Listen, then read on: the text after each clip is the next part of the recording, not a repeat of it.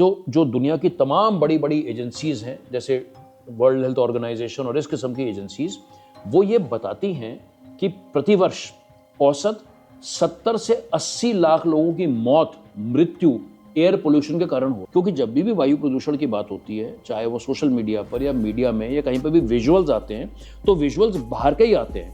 हमें India gate की तस्वीर दिखाई देती है कि इंडिया गेट में कितना कोहरा छाया हुआ है या कितना पाला है, और मेरी नाराजगी और मेरा गुस्सा इस बात पर है कि यहाँ पर सरकार, उत्तराखंड की मैं बात कर रहा हूँ, एक मुंह से एक शब्द नहीं निकलता। पोल्यूशन एक साइलेंट किलर है, वो एक जहर की तरह है। एयर पोल्यूशन ऐसा नहीं है कि आपको आज ही मार देगा। एयर पोल्यूशन धीरे धीरे करके हमें मार रहा है। मध्य मई से लेकर के तीसरे सप्ताह जून तक 43 डिग्री टेम्परेचर इस देहरादून शहर में हुआ। मुख्यमंत्री जी के मुंह से एक शब्द जो है उस 43 डिग्री का नहीं निकला। अभी लोकसभा और अभी सत्र चल रहा है, तो वहां पर भी जो है इसको लेकर के कोई बातचीत नहीं हो पाती है। और बहुत बड़ा दुर्भाग्य यह है कि हमारी जो पूरी सरकार है, हमारा जो पूरा सिस्टम है, वो इस एयर पोल्यूशन की गंभीरता को मानने को तैयार ही नहीं है। ऐसा मुझे कम से कम प्रतीत होता है कि हमारे देश में ये जो पोल्यूशन है, ये ज्यादा पॉलिटिक्स के चक्कर में फंस गया है। जय हिंद, जय भारत, जय उत्तराखंड। नमस्कार, मैं अजय नौटियाल भारत न्यूज लाइव में आप सबका स्वागत करता हूं। दिल्ली में AQI जैसे ही, यानी कि सीधा सीधा साफ शब्दों में आम आदमी की भाषा में अगर बात करूं, दिल्ली की हवा जैसी ही जहरीली हुई, पूरी देश में कहीं ना कहीं चर्चा का विषय बनी। लेकिन इस चर्चा के बीच चर्चा देहरादून की करना भी ज़रूरी है कि देहरादून की आबो हवा का क्या हाल है, क्योंकि दिल्ली में जब भी प्रदूषण बढ़ता है तो लोगों को मसूरी और नैनीताल नज़र आता है। ऐसे में दिल्ली के बाद देहरादून की हवा क्या आम आदमी के रहने लायक है? हम इसमें बात करने के लिए हमारे साथ उपस्थित हैं यहाँ पर चिंतक, विश्लेषक, जो पर्यावरण को लेकर समय समय पर सरकार को जगाने का प्रयास करते रहते हैं। उन्हीं से जान लेते हैं कि क्यों देहरादून की हवा को लेकर भी अब सवाल उठ रहे हैं। अनुपदा, सबसे पहले तो स्वागत है आपका। बहुत बहुत शुक्रिया, आपसे बात करने में बड़ा अच्छा लग रहा है। आज बहुत समय के बाद मुलाकात हो रही है। अनुपदा, AQI की हम बात करते हैं, एयर क्वालिटी इंडेक्स, जो आम आदमी समझता है, और लगता है कि जब देहरादून की हवा, जब दिल्ली से कोई आते हैं, कहते हैं कि 2.5 घंटे की दूरी हो जाएगी अब, तो मज़े आ जाएंगे एक तरीके से। बस दिल्ली से गाड़ी स्टार्ट करी और अगले 2.5 घंटे में देहरादून। और कारण बस ये कि दिल्ली की हवा बहुत जहरीली है, तो कम से कम यहाँ पे शुद्ध हवा, वायु मिलेगी। लेकिन अब हम देख रहे हैं पिछले कुछ दिनों से यहाँ का AQI जो इंडेक्स है वही बढ़ गया है, 300 के पास पहुँच गया है। बिल्कुल हैजर्ड सिचुएशन में पहुँच गई है यहाँ की हवा। बिल्कुल। तो कैसे हम चेक करते हैं? और क्योंकि हम जब सरकारी अधिकारी से बात करते हैं, मेरी बात हुई ऑन कैमरा, मैं बताऊंगा आपको, जो नगर आयुक्त नमामि बंसल हैं, IAS अधिकारी हैं, मैंने जब उनसे जानना चाहा इसको लेकर कि मिटिगेशन आपका पार्ट है, आप लोग क्या कर रहे हैं, तो वो भी बचती नजर आई। ऐसे में समाधान खोजेगा कौन? ये सवाल है अनुपता मेरा आपसे। देखिए, आपका सवाल दिल्ली, देहरादून, AQI आजकल बड़ा चर्चित है। AQI सब जगह AQI की बात हो रही है। बल्कि जब मैं ये बोल रहा हूँ तो मुझे याद आ रहा है कि अभी हाल ही में देश में बड़े जाने माने फुटबॉलर लियोनेल मेसी आए थे। आपने शायद वो तस्वीरें खूब सारी देखी होंगी। वनतारा। और वो वनतारा गए और तमाम देश के बड़े बड़े शहरों में भी गए। तो शायद लोगों को ये रोचक भी जानकारी लगे कि जब वो दिल्ली के स्टेडियम में थे और जब दिल्ली की मुख्यमंत्री उनके साथ आई, तो पूरे जो स्वतः जो वहाँ पर स्टेडियम में हज़ारों की संख्या में लोग थे, उन्होंने AQI चलाना शुरू कर दिया। ये AQI यानी एयर क्वालिटी इंडेक्स इतनी बड़ी महामारी बन चुकी है कि अभी जब माननीय प्रधानमंत्री जी को देश से बाहर जॉर्डन जाना पड़ा, तो आप कल्पना करिए कि इस विशाल देश के, गौरवशाली देश के माननीय प्रधानमंत्री जी की जो फ्लाइट है वो 1 घंटा विलंब हो जाती है, और वो क्योंकि वायु प्रदूषण के कारण हो जाती है। तो AQI पे तो हम बाद में बात करेंगे, लेकिन ये भी एक देखिए बड़ी गंभीर मामला है कि देश के प्रधानमंत्री जो है उनका जहाज नहीं उड़ पाता है। उसी दिन प्रधानमंत्री जी को लियोनेल मेसी, जो कि दुनिया के इतने सबसे बड़े खिलाड़ी हैं, उन दोनों की बैठक भी होनी थी, लेकिन लियोनेल मेसी की खुद फ्लाइट दिल्ली में 3 घंटा विलंब हो गई। तो ये तो हो गई फ्लाइटों की बात, और प्रधानमंत्री जी की बात, और लियोनेल मेसी की बात, और दिल्ली की मुख्यमंत्री की बात।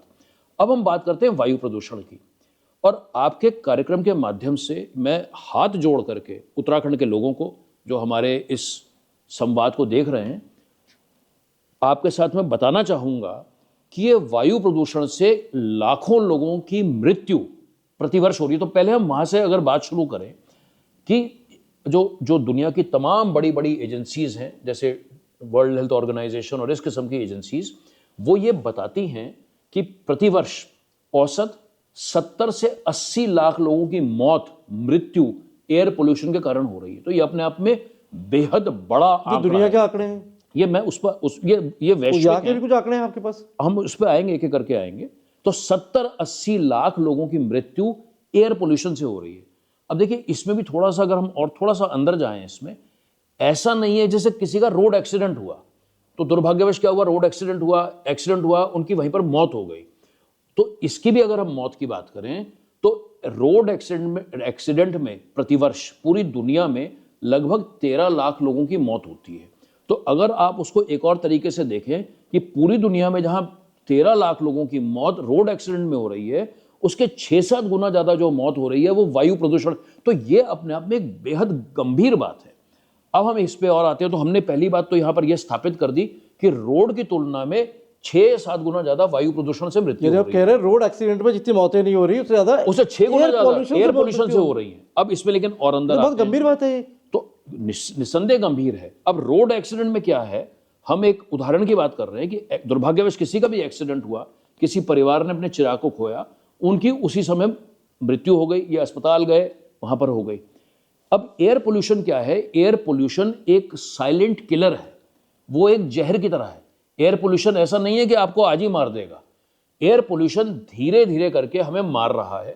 और इसके जो पब्लिक हेल्थ, क्योंकि वायु प्रदूषण जो है वो हमारे जन स्वास्थ्य से जुड़ा हुआ, खाली हमारे ही नहीं, तमाम किस्म के लोगों के स्वास्थ्य से जुड़ा हुआ वो मुद्दा और बेहद गंभीर मामला है। अब हम अगर स्वास्थ्य की बात करें, वो 2 तरीके से मानवीय जीवन को प्रभावित करता है। एक तो बिल्कुल सरल और देसी भाषा में बात करें, जो हमारी दिल की बीमारियां होती हैं, और दूसरा जो हमारी सांस लेने की क्षमता होती है। भाई आज अगर वायु प्रदूषण इतना ज्यादा होगा तो हम सांस कैसे ले पाएंगे? तो जिसको हम स्लो पॉइजन कहते हैं, वो हमारे को धीरे धीरे करके जहर करके वो हमारे शरीर को कमजोर कर रहा है। और जब हम डेथ सर्टिफिकेट की बात करते हैं, आप किसी को डेथ सर्टिफिकेट देते हैं, भाई क्यों मौत हुई, तो एयर पोल्यूशन तो कहीं एयर पोल्यूशन, आपने बड़ी अच्छी बात बोली, उसको एयर पोल्यूशन अभी नहीं लिखा जाता है। पूरी दुनिया में जो पहला केस हुआ आज से 5 वर्ष पूर्व, इंग्लैंड का एक केस है जहां पर एक बालिका की मृत्यु पर उन्होंने वहां पर लिखा कि ये जो डेथ हुई है वो एयर पोल्यूशन से हुई है। तो ये जो, अब हम इंडिया के डेटा पर आते हैं, जवाबदेही से भागने का भी कारण हो सकता है अब सरकारों का। वो क्योंकि राइट टू क्वालिटी एयर एक आम आदमी का अधिकार है। वो निश्चित तौर पर, क्योंकि जब एक्सीडेंट होते हैं तो कहीं ना कहीं जवाबदेही तय हो जाती है। आने वाले समय में ये भी आएगा। अब आपका जो सवाल, अब हम इंडिया में आ जाते हैं। अब ये 80 लाख 70-80 लाख जो है, 70-80 लाख लोगों की मृत्यु पूरी दुनिया में प्रतिवर्ष एयर पोल्यूशन के कारण हो रही है। उसमें इंडिया में अनुमानित 15-16-17 लाख मौत प्रतिवर्ष इंडिया में हो रही है। इसकी भी मैं अगर रोड एक्सीडेंट से, एयर पोल्यूशन से 15-16 लाख प्रतिवर्ष मृत्यु हो रही है हिंदुस्तान में। यस, प्रतिवर्ष। अब इसमें क्या है, जैसा मैंने हम बात कर रहे हैं कि ऐसा नहीं है कि आप एयर पोल्यूशन से, आपको आज एयर पोल्यूशन हुआ, ये कोविड की तरह तो नहीं है कि भाई आज हुआ और कल आपकी मृत्यु हो गई। हम तो ये माने कि मैं आपका इंटरव्यू कर रहा हूं, आप आपस में बात कर रहे हैं, इस समय भी कोई बदकिस्मत जो होगा वो एयर पोल्यूशन से दम तोड़ रहा होगा निसंदेह। और इसको देखिए आप अजय भाई, इसकी ना गंभीरता को अगर हम एक किसी व्यक्ति या एक परिवार के दृष्टिकोण और चश्मे से देखें, असल में देखिए है क्या, ये दुनिया विशाल है, रोज़ हज़ारों चीज़ें हो रही हैं। और जब हम दुनिया की बात करते हैं, देश की बात करते हैं, 15 लाख की बात करते हैं, 2 लाख की बात करते हैं, तो हम उस एक परिवार, उस एक व्यक्ति को भूल जाते हैं।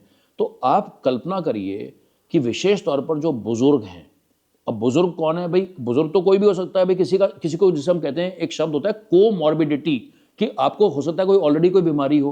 अब दिल्ली जैसी जगह में इस समय चाहे वो 50 साल के हैं, लेकिन अगर उन्हें सांस लेने में दिक्कत है तो सीढ़ी तक में चलना मुश्किल है। जिस तरीके से आप और मैं बात कर रहे हैं, इस तरीके से बात करना असंभव है। और आपको नेबुलाइजर लगा करके दिन भर, तो आप 5-10 हज़ार रुपए का खर्चा भी कर रहे हैं, आप अपना काम नहीं कर पा रहे, आपकी क्षमता भी कम हो रही है, और आपके परिवार के ऊपर आर्थिक और मानसिक, तो अगर उसको हम इस समस्या को, इस गंभीर समस्या को एक परिवार के टुकड़े से देखने की कोशिश करें कि एक परिवार में 3-4 लोग रहते हैं, भाई आपके पिताजी की तबीयत खराब है, तो आपको वो मानवीय दृष्टिकोण भी तो है। और सबसे बड़ा इसमें एक और बहुत बड़ा दुर्भाग्य ये है कि हमारी जो पूरी सरकार है, हमारा जो पूरा सिस्टम है, वो इस एयर पोल्यूशन की गंभीरता को मानने को तैयार ही नहीं है। आप मुझे खुद बता दीजिए, आप मेरा इंटरव्यू ले रहे हैं, आप मुझे खुद बता दीजिए, अगर हम तेवरों की बात करें, आपने देखा कहीं पर दिल्ली में किसी को इसके बारे में कहीं आपको संवेदना दिखाई दी? बिल्कुल उच्च और शीर्ष स्तर पर। अरुणा आपने एक चीज़ बोली, बड़ा ही दुखद सवाल भी मैं ले रहा हूँ। सवाल दुखद मैं इसलिए कह रहा हूँ, सवाल दुखद नहीं होता, लेकिन सवाल पूछते हुए कहीं ना कहीं मन में पीड़ा हो रही है। जब कुछ मृत्यु होती है इस तरीके का, लोग कैंडल लेके चल पड़ते हैं, सड़कों पर विरोध जताते हैं, लेकिन हमने कभी ऐसा नहीं देखा कि आबो हवा खराब हो जाए, दम घोटू हो जाए और लोग सड़कों पर सरकार से सवाल पूछते हुए नजर आए, विरोध हो। तो कहीं ना कहीं क्या लोगों को भी जानकारी का अभाव है? देखिए, असल में जो अगर हम सामान्य जनमानस की बात करें, तो सामान्य जनमानस जो है वो अपनी रोज़मर्रा की ज़िंदगी में इतना उलझा हुआ है, उसके सामने रोजी रोटी का संकट, परिवार का संकट, अपने संकट, तो कितने लोगों के पास ये समय है कि वो इस वायु को लेकर के बात कर सके। लेकिन आप खुद कल्पना करिए, देखिए हमें तो जिंदा रहने के लिए सांस के बिना तो हम जिंदा ही नहीं रह सकते ना, उसके बिना नहीं हम बिना पानी के रह सकते हैं, कुछ समय के लिए रह सकते हैं, कुछ दिनों के लिए रह सकते हैं, बिना खाने के हम रह सकते हैं। लेकिन क्या आप ये कल्पना कर सकते हैं कि कोई ऐसी दुनिया है कि जहां पर आप बिना सांस के रह पाएं? तो ये अपने आप में जो वायु प्रदूषण का मामला है, ये बेहद गंभीर मामला है। तो एक तो हमने मृत्यु की बात करी, देखिए दूसरी बात हमने ये भी करी कि भाई आपके ऊपर कोई आर्थिक कष्ट है या आपके ऊपर किसी और चीज़ की बात है। तीसरी एक और अजय भाई इसी से जुड़ा हुआ पहलू है, और बार बार ये मीडिया में भी रिपोर्ट होता है कि अगर कोई व्यक्ति दिल्ली में रह रहा है तो बिना सिगरेट पिए हुए भी वो 20 सिगरेट रोज की पी रहा है, क्योंकि वायु प्रदूषण इतना ज़्यादा है। इसी के साथ में क्या है कि अगर सामान्य जीवन में अगर आपने 70 साल जिंदा रहना था उदाहरण के तौर पर, या 80 रहना था, तो वायु प्रदूषण से आपकी आयु के 8 या 10 साल या 5 साल घट भी तो रहे हैं। तो ऐसे करके तमाम किस्म के आंकड़े, तमाम किस्म की रिसर्च, तमाम किस्म की जानकारियां जो हैं वो सभी के सामने हैं। तो दुख इस बात का होता है, दुख इस बात का होता है कि इतनी तमाम जानकारियां होने के बावजूद भी इस मसले को लेकर विशेष तौर पर सरकार के स्तर पर जो गंभीरता होनी चाहिए। अब देखिए, ये मैं नहीं जानता और शायद आप भी नहीं जानते होंगे कि ऐसा क्या कारण होगा कि शीर्ष स्तर पर कि हम इसको स्वीकारने के लिए तैयार ही नहीं है भाई। और इसके मैं आपको और भी उदाहरण दे दूंगा, मैं आपको उत्तराखंड का भी उदाहरण दूंगा। लेकिन आप अगर पहली बात ये देखें कि क्या आपने शीर्ष पर या आपने कहीं पर देखा कि अभी लोकसभा और अभी सत्र चल रहा है, तो वहां पर भी जो है इसको लेकर के कोई बातचीत नहीं हो पाती है। और चाहे वो विपक्ष बात नहीं उठाता इसको, देखिए विपक्ष उठाता है तो मैंने ख्याल पढ़ा भी, वो बात ही नहीं शायद हो पाई इनमें लेकर के, तो कोई समाधान नहीं निकल रहा ना। और चाहे वो अब देखिए, अब तो पिछले 10-1 सालों से भारतीय जनता पार्टी की भी सरकार है और निश्चित तौर पर पिछले ये साल दर साल बढ़ रहा है। तो ये कांग्रेस के समय में भी था, ये आम आदमी पार्टी के भी समय था। लेकिन असल में एक और बेहद बड़ा दुर्भाग्य, मिनिमाइज तो कर सकते हैं ऐसे कहीं ना कहीं, क्यों नहीं कर सकते हैं, हम उस पर भी आएंगे। लेकिन पहले अगर हम इस बात को क्लोज करें कि ऐसा मुझे कम से कम प्रतीत होता है कि हमारे देश में ये जो पोल्यूशन है ये ज्यादा पॉलिटिक्स के चक्कर में फंस गया है। तो इन्हीं पार्टियों के बीच कहीं ना कहीं पॉलिटिकल विषय हो गया है। तो पोल्यूशन जो कि एक साइंस का विषय होना चाहिए था, जो एक जनमानस का विषय होना चाहिए था, जो समाधान का विषय होना चाहिए था, वो पॉलिटिक्स का आरोप प्रत्यारोप का विषय बन चुका है। दिल्ली में हमने देखा, तो दिल्ली में तो मनजिंदर सिरसा जो है पर्यावरण मंत्री, वो आरोप लगा रहे हैं आम आदमी पार्टी पर। आम आदमी पार्टी वहां उन्हें घेर रही है, आम आदमी पार्टी, और आप जो नाम का नहीं, जो वाकई आम आदमी है वो पिस रहा है, वो बिल्कुल इसमें पिस रहा है। तो इसमें ये सारी, अजय भाई खैर हमने इसको लेकर बड़ी चर्चा करी। मैं उस 80 लाख पे एक और बात जोड़ना चाहूंगा, क्योंकि इसको लेकर इतनी चर्चा नहीं होती है। देखिए, एयर पोल्यूशन भी 2 किस्म का है। तो एक तो है जिसे हम कहते हैं आउटडोर एयर पोल्यूशन, और एक होता है इंडोर एयर पोल्यूशन। तो जो पूरी दुनिया में जो इससे जो मोर्टेलिटी हो रही है, या ये जो जिनकी हमने बात करी 70-80 लाख लोगों की, इसमें मोटा मोटा आप कह लीजिए 50% से ज़्यादा तो आउटडोर एयर पोल्यूशन है और 50% से थोड़ा कम इंडोर एयर पोल्यूशन है। इसको लेकर के समाज में उतनी चर्चा नहीं होती है जितनी होनी चाहिए, क्योंकि जब भी वायु प्रदूषण की बात होती है, चाहे वो सोशल मीडिया पर या मीडिया में या कहीं पर भी विजुअल्स आते हैं, तो विजुअल्स बाहर के ही आते हैं। हमें इंडिया गेट की तस्वीर दिखाई देती है कि इंडिया गेट में कितना कोहरा छाया हुआ है या कितना पाला है या मीडिया नहीं पा रहे। क्योंकि आपकी जो मेजरमेंट की जो स्टेशन हैं जो वो है ही नहीं। वो भी खैर वो उस पर भी हम आ सकते हैं, लेकिन पहले अगर इस बात को हम पुख्ता तौर पर इसको क्लोज कर दें कि इंडोर एयर पोल्यूशन भी हमारे देश में जो हमारे घरों के अंदर का पोल्यूशन है, तो लोगों को ये लगता है कई बारी, और विशेष तौर पर वो लाखों करोड़ों परिवार जो कि आज भी चूल्हे में खाना बना रहे हैं, जिनके पास गैस नहीं है या बिजली नहीं है, तो ये जो इसीलिए जो उज्ज्वला योजना जो एक बड़ी बेहतरीन योजना हमारे देश में जो गैस सिलेंडर को लेकर के है, तो आज जब हम समाधानों की बात करें, वो उज्ज्वला योजना भी एक रामबाण बन सकती है, क्योंकि हमें समाधान भी तलाशने में, खाली प्रॉब्लम की बात नहीं करनी है आपको और हमको। तो ये मैं खाली यहाँ पर ये कहना चाहता था कि हमें आउटडोर और इंडोर इन दोनों पोल्यूशनों को भी लेकर के सजग होने की आवश्यकता है। और तो मेरा सवाल एक ये है, एक बच्चा बीमार होता है, उसके माता पिता उसे डॉक्टर के पास लेके जाते हैं, डॉक्टर डायग्नोज करते हैं, बीमारी पता करते हैं, बीमारी देखते हैं, उसी बीमारी के हिसाब से बच्चे को दवाई देते हैं, बच्चा ठीक हो जाता है। ये एक रही एक प्रोसेस जो एक आम आदमी भी समझता है। हम पॉल्यूशन की जब बात करते हैं, हम देहरादून शहर में आ जाते हैं अपने, हम देहरादून बैठे हैं तो हम उत्तराखंड की बात करते हैं। NCAP यानी नेशनल क्लीन एयर प्रोग्राम जो भारत सरकार का एक प्रोग्राम है, उसके पार्ट है हमारे उत्तराखंड में केवल 3 शहर, देहरादून, ऋषिकेश और काशीपुर। बाकी कहीं भी इस तरह का कोई सिस्टम डेवलप नहीं है कि हम पता कर पाए कि वहाँ की हवा कितनी जहरीली है या कितनी बेहतर है। देहरादून पे हम अगर आते हैं तो देहरादून में हम देखते हैं कि दून यूनिवर्सिटी में एक मेजरमेंट स्टेशन लगा हुआ है, खाली दून यूनिवर्सिटी में, और जो मेरे हिसाब से शायद 1.5-2 किलोमीटर का रेडियस दिखाता होगा। तो ऐसे में पूरे दून की अगर हम बात करें देहरादून की, तो हम तो पता ही नहीं कर पा रहे हैं कि वहाँ पे एयर क्वालिटी इंडेक्स है क्या। ऐसे में हम बीमारी का समाधान ढूंढेंगे कैसे? आपने डायग्नोसिस की बात करी। आज अगर आप बीमार हैं और मैं अगर डॉक्टर हूं, तो अगर आप मेरे पास अगर आएंगे तो मैं कुछ आपकी जांच पड़ताल करूंगा, मैं आपकी कुछ यहाँ पर मैं कुछ आला लगाऊंगा, आपके मुंह में टेम्परेचर लगाऊँ, थर्मामीटर लगाऊंगा, तो मुझे मालूम पड़ेगा कि भाई कुछ आपकी मैं जांच करूंगा। तो ये जो जांच की जो आपने डायग्नोसिस की बात करी, वायु प्रदूषण में जो महत्वपूर्ण बात है वो है डेटा।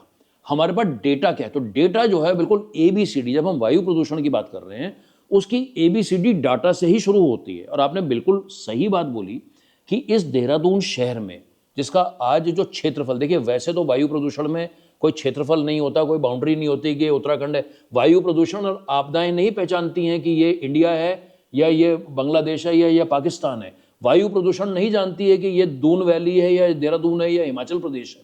लेकिन अगर हम देहरादून शहर की बात करें, जिसका जो नगर निगम का जो क्षेत्रफल वर्तमान में 185 स्क्वायर किलोमीटर है, और खैर शहर तो उससे और ज्यादा और फैला भी एक्सपेंशन हो रहा है देहरादून का। उदाहरण के तौर पर देखिए ना, इधर सहसपुर है, अब प्रेमनगर तो वैसे अगर आप बोलेंगे प्रेमनगर तो देहरादून के उस 185 में नहीं आता, वो कैंट में आता है। ये क्लेमेंट टाउन का क्षेत्र है, वो क्लेमेंट टाउन बोर्ड में आता है। लेकिन व्यावहारिक तौर पर आप देखेंगे तो ये सारे ही तो देहरादून है। और जो आपका जो एक्सपेंशन हो रहा है भाई आपका सहसपुर तक, वो भी तो देहरादून का ही एक हिस्सा हो गया है।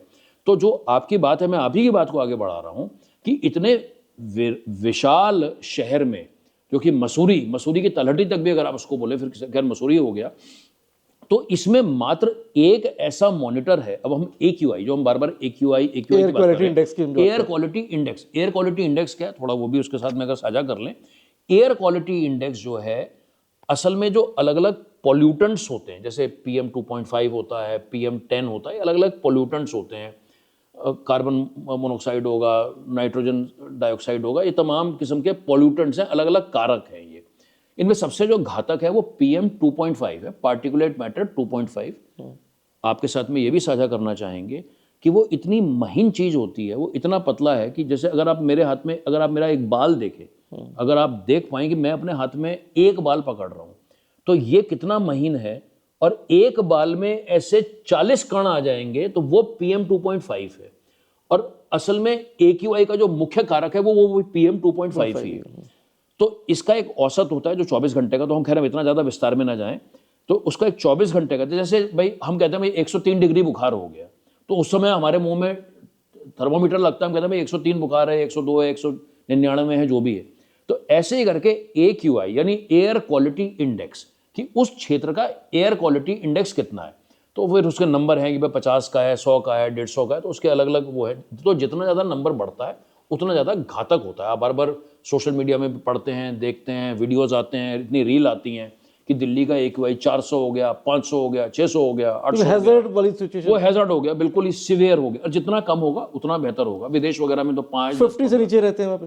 उधर तो 20-25 10-20 है। तो हमारे एक्चुअली स्टैंडर्ड भी, देश के स्टैंडर्ड दुनिया के स्टैंडर्ड से अलग है। हमने अपने अलग स्टैंडर्ड बनाए हैं, लेकिन हमारे वो वाला स्टैंडर्ड भी हमने अपने सेटिस्फैक्ट्री को बेस्ट मान लिया है। हमने उसको मान लिया। लेकिन जो वापस हम दून यूनिवर्सिटी में आए और आपकी चिंता पर आए, तो एकमात्र एक ही मॉनिटर इस पूरे देहरादून शहर में है, तो जो रियल टाइम दिखा रहा है, जो रियल टाइम दिखा रहा है। अब आप बताइए, कल्पना कीजिए, शहर का दिल क्या है? घंटाघर।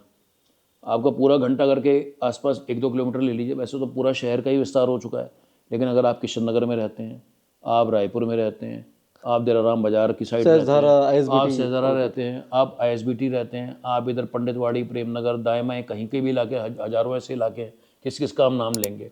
तो ये जो दून यूनिवर्सिटी का जो आंकड़ा है, ये आपके लिए रेलेवेंट नहीं है। और उससे पॉल्यूशन भी इतना नहीं है उस तरीके से देखा जाए तो। है ही नहीं ना, ये तो पता ही है भाई। और वहाँ का डाटा उठा के आप दे रहे हैं। अरे दूसरा कह रहे, देखिए वो दून यूनिवर्सिटी तो सबको पता है कि वो तो शहर के आउटर एरिया में है। वहाँ पर इतनी ठीक है बसावट है, लेकिन इतनी ज़्यादा नहीं है।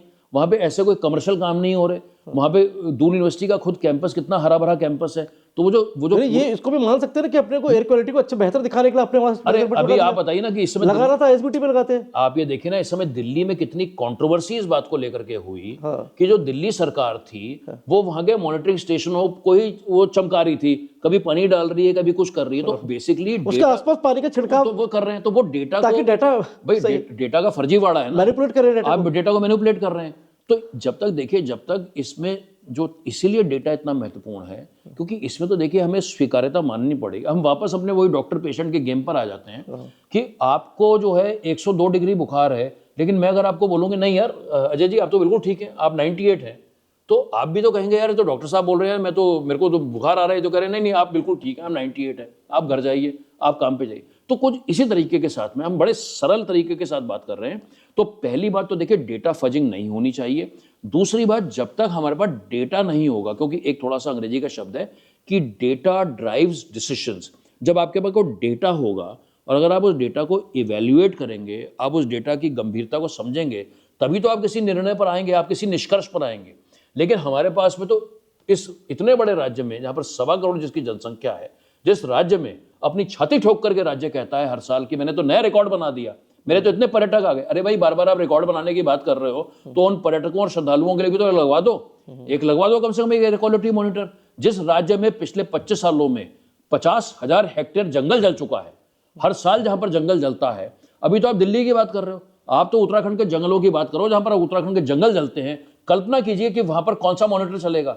जब इतने हेक्टेयर जंगलों में आग लगती होगी तो वहां के जो हमारे जो ग्रामीण लोग हैं, उसके आसपास रहने वाले लोग हैं, वो कितनी जहरीली गैस जो है, जो दिल्ली से भी शायद 10 गुना ज्यादा जहरीली होगी, उसको जो है वो लेने को विवश है।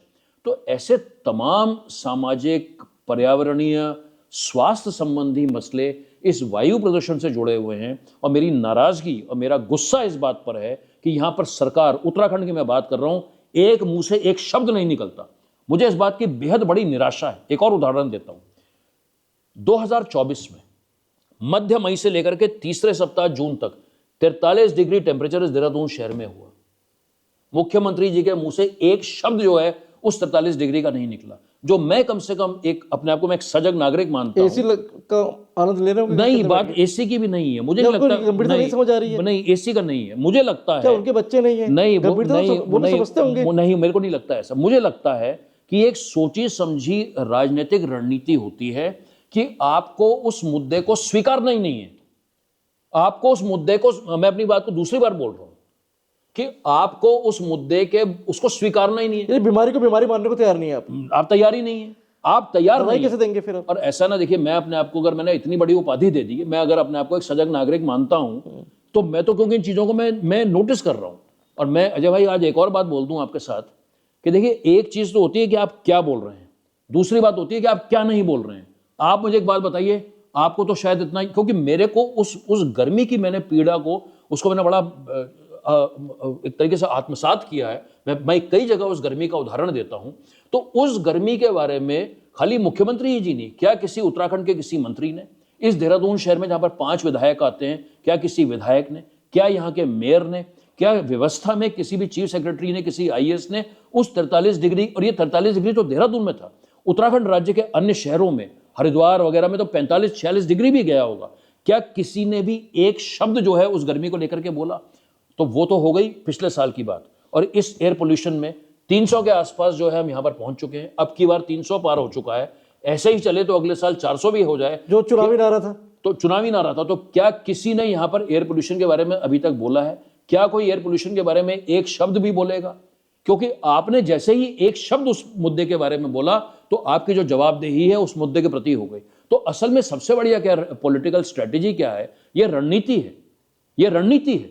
आप उस मुद्दे के बारे में बात ही नहीं करेंगे तो ना बजेगा बांस ना रहेगी, क्या कहते हैं? अरुण साहब, मैं कल जब नगर निगम गया तो वहाँ की जो नगर आयुक्त है नमामि बंसल, उनसे मैंने जानना चाहा इसको लेकर, लेकिन आपसे जब मैं बात अभी कर रहा हूँ तो मुझे शायद नमामि बंसल जी की पीड़ा भी समझ आ रही है। वो जवाबदेही से भाग नहीं रही थी, शायद उनकी पीड़ा को भी समझा जा सकता है इस इंटरव्यू के माध्यम से। अब देखिए, उनसे तो आप मिले, मुझे नहीं पता उनकी क्या पीड़ा है क्या नहीं है, वो तो बेहतर आप जानते हैं। वो डाटा की बात कर रही थी कुछ, क्या डाटा का जो खेल होता है, क्या इसमें खेल होता है? क्या सेंट्रल पॉल्यूशन कंट्रोल बोर्ड का जो डाटा होता है वो अलग होता है? क्या राज्य सरकार का जो डाटा अलग होता है?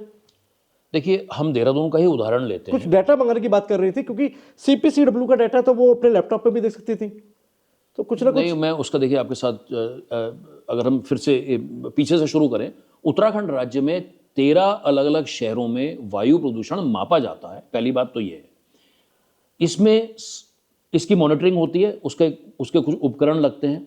तो सर्वाधिक जो उपकरण लगे हुए हैं वो, क्योंकि देहरादून सबसे बड़ा शहर है तो यहाँ पर 4 जगह उपकरण लगे हुए हैं। एक, हम बार बार दून यूनिवर्सिटी की बात कर रहे हैं, दून यूनिवर्सिटी में जो उपकरण लगा हुआ है वो हमारे को लाइव डेटा देता है। लाइव का मतलब अभी मैं अगर आपका इंटरव्यू कर रहा हूँ तो मुझे बिल्कुल अभी का दिख जाएगा। अभी अगर हम अपने लैपटॉप को खोल करके देखेंगे तो हमको CPCB, central pollution control board की वेबसाइट पर जाना पड़ेगा। हम उनकी वेबसाइट पर जाएंगे, वो खाली देहरादून का ही नहीं, वो देश के तमाम राज्यों का, उन राज्यों के उन शहरों का जहां जहां पर स्टेशन लगे हुए हैं। उदाहरण के तौर पर दिल्ली में 40 स्टेशन लगे हुए हैं, देहरादून शहर में 1 स्टेशन लगा हुआ है। तो अगर अभी वो आज 19 तारीख घंटाघर आईएसबीटी भी बताते हैं अनुप, मैं उस पर ही आ रहा हूँ, तो वो देहरादून के संदर्भ में खाली दून यूनिवर्सिटी का बता रहा है। देहरादून शहर में दून यूनिवर्सिटी के अलावा 3 और जगह मॉनिटर लगे हुए हैं, एक घंटाघर, एक आईएसबीटी और एक रायपुर। लेकिन वहां पर लाइव डेटा नहीं आता है, वहां पे डेटा कैप्चर होता है। तो उसमें लेकिन AQI नहीं आता उसमें, जिससे हम पहले बात कर रहे थे। ये थोड़ा, मैं माफी चाहूंगा, थोड़ा शायद बोरिंग हो रहा होगा, लेकिन टेक्निकल चीजें जनता को समझना भी बहुत जरूरी है। तो ये जैसे जो अलग अलग उसके जो पोल्यूटेंट होते हैं, जो हमने जिनका जिक्र किया PM 2.5 वगैरह का, उसका डेटा बाद में मिलता है। जैसे आज दिसंबर चल रहा है, तो अगर अभी आप जाएंगे तो शायद आपको अगस्त सितंबर का मिलेगा। तो वो लाइव डेटा नहीं है, वो डेटा भी जरूरी है। यानी मैं अभी घंटाघर से होते हुए जाऊंगा तो आपको मालूम मुझे वो कब का डाटा दिखा रहा होगा? आपको तो देखिए, घंटाघर में अगर आप, मैं दिलाराम चौक पर एक स्मार्ट सिटी का बोर्ड लगा हुआ है। हाँ। अब दिलाराम चौक पे जो आपको AQI दिखा रहा है वो असल में दून यूनिवर्सिटी वाला AQI दिखा रहा है आपको। लेकिन इसके अलावा होता क्या है, देखिए एक और मैं आपको बात बता दूं, क्योंकि आज अब बहुत सारे अलग अलग ऐप आते हैं। अगर आप अपने ही फोन पर टाइप करेंगे देहरादून AQI, तो मैं तो ये भी कहूंगा कि आप जिस शहर में भी इस वीडियो को, हमारी संवाद को देख रहे हैं, आप सिर्फ अपने शहर का नाम कर दीजिए, Haridwar AQI, Rishikesh AQI, Dehradun AQI, तो आपको 4-5 अलग अलग जगह के आंकड़े मिल जाएंगे। अब ये हैं कौन? कोई AQI.in कोई वेबसाइट है, AccuWeather.in, NDTV भी देता है, टाइम्स ऑफ इंडिया देता है। तो ऐसे करके अगर आपके पास एप्पल का होते हैं वो, देखिए वो सैटेलाइट डेटा है। ऐसे करके मेरे पास एप्पल का फ़ोन नहीं है, मैं सैमसंग का फ़ोन इस्तेमाल करता हूँ, लेकिन अगर आपके हो सकता है उसमें भी होता हो। लेकिन जैसे एप्पल का, तो एप्पल में भी देता है वो डेटा। तो अब एप्पल का भी, तो ऐसे 4-5 जगह से भी आपको डेटा मिल जाता है। तो इसमें कम से कम देखिए, आपको ऐसा है कि एक आम नागरिक के लिए उसे एक तस्वीर चाहिए, क्योंकि हम साइंटिस्ट नहीं हैं, लेकिन हमें कम से कम एक आइडिया होना चाहिए। इसके अलावा बहुत सारे और होम इक्विपमेंट भी होते हैं, और जो सबसे पुख्ता जो डेटा माना जाता है सरकार के स्तर पे, वो जो दून यूनिवर्सिटी के आप जिसकी बात कर रहे हैं, उसको स्थापित करने में करीबन 1.25 करोड़ 1.5 करोड़ रुपए का खर्चा आता है। तो उसी उपकरण को ऑथेंटिक डेटा लिया जाता है, हाँ, पूरे देहरादून के लिए एक ही माना जाएगा। लेकिन आपको अपनी जानकारी चाहिए और लोग करते हैं, तो जो विमर्श भी होते हैं इसको लेकर के, तो हर कोई तो देख रहा है ना, अपने अपने फोन पे तो देख ही रहे हैं लोग आजकल के, भैया इस समय देहरादून का AQI कितना है। तो अगर हम अभी अगर हम अपने ही फोन में इस समय देखें, अभी आज 19 तारीख को आपकी और हमारी जो बातचीत हो रही है 19 दिसंबर को, तो 6:44 का समय है। तो अगर हम कहेंगे, जो हमारे युवा साथी हैं, शिव जो इसको वीडियो को बना रहे हैं, अगर हमने AQI देहरादून को हमने यूँ इस यहाँ पर टाइप किया, तो जैसा मैंने कहा AQI.in दिखा रहा है, ऐसे करके IQ Air एक और वेबसाइट है वो दिखा रहा है, तो ऐसे करके अलग अलग दिखा रहे हैं वो, तो वो ऐसे करके हमें और दिख जाएंगे। अब AccuWeather दिखा रहा है, तो ये NDTV दिखा रहा है, तो ये आपको, तो ये टाइम्स ऑफ इंडिया दिखा रहा है। अगर हम सपोज टाइम्स ऑफ इंडिया इस समय खोलें, एक उदाहरण के तौर पर हम टाइम्स ऑफ इंडिया खोल देते हैं इस समय, अब टाइम्स ऑफ इंडिया का दिखा रहा है, वो दिखा रहा है 307 दिखा रहा है इस समय।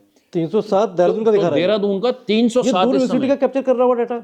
अब ये क्योंकि जीपीएस लोकेशन से पकड़ने की कोशिश करता है। नहीं, इनके देखिए अपने सैटेलाइट चल रहे हैं, तो अब वो जो कह रहा है, वो कह रहा है कि इस समय देहरादून की सीवियर एयर क्वालिटी है, और इस समय लेकिन हम सेंट्रल पॉल्यूशन कंट्रोल बोर्ड का देख रहे थे तो थोड़ा कम दिखा रहा था उसका। तो अब देखिए, क्योंकि अब इसने कहाँ से डेटा लिया हुआ है, इसकी कौन सी सैटेलाइट चल रही है, लेकिन इस समय आप ही के सामने है कि ये इस समय टाइम्स ऑफ इंडिया 307 दिखा रहा है।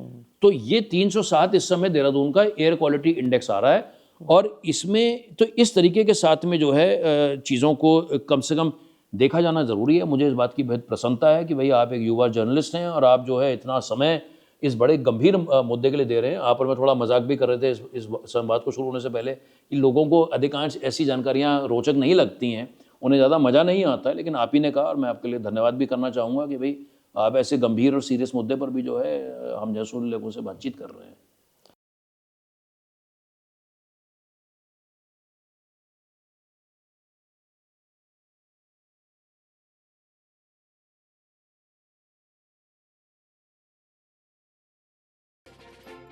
भारत न्यूज़ लाइव से जुड़ने के लिए इसे लाइक, सब्सक्राइब और बेल आइकन दबाएं।